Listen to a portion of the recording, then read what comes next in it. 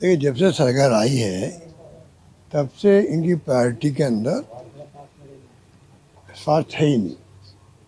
ये चिरंजीवी योजना को भी नहीं समझ पा रहे थे, फ्री मेडिसिन को नहीं समझ पा रहे थे। आज स्वार्थ की चिंता हर घर घर में होती है और हर गांव तक होती है। ये समझ के परे कि फ्री मेडिसिन, फ्री जांचें और फ्री इलाज, फ्री ऑपरेशंस, ये हिंदुस्तान में 25 लाख का बीमा किसी राज्य में नहीं है और शायद दुनिया में भी नहीं हो कि जो फ्री इलाज, कैशलेस इलाज हो, कैशलेस। और ये स्कीम पॉपुलर पूरे देश में हुई है, सब राज्यों में हुई है। किसी किसी रूप में अपना है। 10 लाख का बीमा कर दिया पंजाब ने। तो कहने का मतलब ये कि ये समझ क्यों नहीं पा रहे, राइट टू हेल्थ ये एक ऐसा अधिकार दिया गया हम लोगों ने आम जनता को कि आप कोई रिक्वेस्ट करने की जरूरत नहीं है, आपका अधिकार मिल जाएगा आपको कि स्वास्थ्य की चिंता सरकार को है। इतना बड़ा क्रांतिकारी निर्णय हमने किया, उसके बारे में अगर मंत्री जी कहे या सरकार कहे, जो कमेंट किए वो दुर्भाग्यपूर्ण है, मैं उसकी कंडेम करता हूँ। बल्कि मजबूत करना चाहिए था इसको। इसके जो राइट टू हेल्थ है, इसके नियम कायदे बना के अभी तक तो लागू कर देना चाहिए था इनको और स्ट्रॉन्ग करना चाहिए था इनको, तो आपका नाम होता पूरे देश के अंदर। आज राजस्थान की जो स्कीम है पूरी हर राज्य में उसकी चर्चा हो रही है। यहाँ पता नहीं किस प्रकार से बिहेव कर रहे हैं। और मैं जब से देख रहा हूँ, 2 साल तो हमें हो गए जब सरकार इनकी आई, तब से जो मिलने आता है उनमें 2-4 लोग तो किससे बताते हैं, कैसे हमारा हार्ट का ऑपरेशन हुआ, कैसे घुटने चेंज हुए, कैसे टीबी का इलाज हुआ, कैसे कैंसर का इलाज हो गया फ्री के अंदर। 80,000 रुपये के इंजेक्शन होते हैं फ्री के अंदर, फ्री मिल रहे हैं, पूरे ऑपरेशन फ्री हो रहे हैं। तो समझ के परे कि जो शिक्षा और स्वास्थ्य 2 ऐसी चीज़ें होती है, सरकार को लॉन्ग टर्म के लिए, आने वाली पीढ़ियों के लिए मजबूती से उनको मजबूत करना चाहिए। शिक्षा के क्षेत्र में भी अब अंग्रेजी स्कूल हमने खोली, कमज़ोर कर दिया उसको भी। इनकी प्रायोरिटी वो भी नहीं है, क्योंकि हिंदी के जज्बात बनते हैं लोग।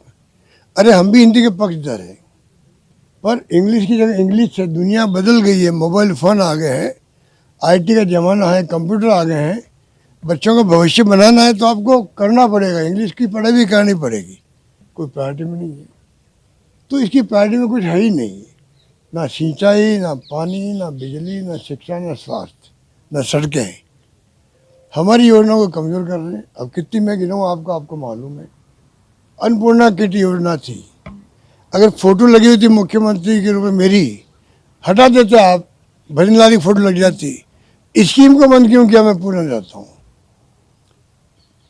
हर क्षेत्र में, हर शहर में, गाँव के अंदर इंदिरा रसोई थी। कितने लोग खाना खाते थे, मजदूर थे या हॉस्टल में वाले विद्यार्थी थे, आम नागरिक थे, गरीब लोग थे। कमज़ोर कर दिया, ठप पड़ा है स्कीम को। अनेकों योजना ऐसी है जो ठप पड़ी हुई है। क्या बताएं, ट्रैफिक जाम हो रहा है जयपुर के अंदर, और जो हमने वो बनाया इनका कोचिंग हब, 100 करोड़ रुपये लग गए होंगे, वो बड़ा बड़े ख़राब हो रहा है। तो कहने का मतलब है कि सरकार जो है 2 साल बनाम 5 साल की बातें करते हैं। अब किसने इनको पर्ची पकड़ा दी, मुख्यमंत्री जी को किसने ब्रीफ कर दिया, 2 साल बनाम 5 साल। अरे हमारे तो 1.5 साल तो निकल गया, कोविड के अंदर निकल गया हमारा। तब भी हमने जो योजना बनाई 5 साल। हमारी सरकार के हालात आप देख रहे हो क्या हुआ था। सरकार ज़्यादा ज़्यादा बची थी हमारी सरकार, तो वो भी एक इतिहास बना। कर्नाटक चला गया, मध्य प्रदेश चला गया, महाराष्ट्र चला गया, गोवा चला गया।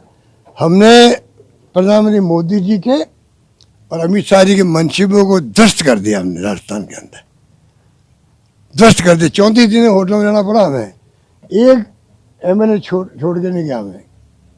कितना ऑफर हो रही थी उनको, आप कल्पना नहीं कर सकते। ये बातें कितनी बार मैं कहूँगा आपको। तो कहने का मतलब ये सरकार जो है 2 साल हुए, 2 साल में बर्बाद कर दिया प्रदेश को। हर गांव में इनकी हालत ख़राब हो रही है, कोई गवर्नेंस नाम की चीज़ नहीं है। और मैं कह रहा हूँ मुख्यमंत्री जी को, मैं राजनीति से हटके बात करना चाहता हूँ आपसे। आप अपनी टीम भेजिए, पता कीजिए कि वास्तव में क्या स्थिति है गाँव के अंदर आपकी सरकार की। अगर आप फीडबैक लेके सुशासन देंगे, गुड गवर्नेंस देंगे, तो फायदा किसको होगा? जनता को होगा। हमें जनता की चिंता है। अगर आपकी सरकार अच्छी चले, सुशासन हो, करप्शन नहीं हो, फायदा किसको होगा? जनता का होगा। तो क्या हम ड्यूटी नहीं है कि विपक्ष वालों की, कि जनता के हित की बात हम करें?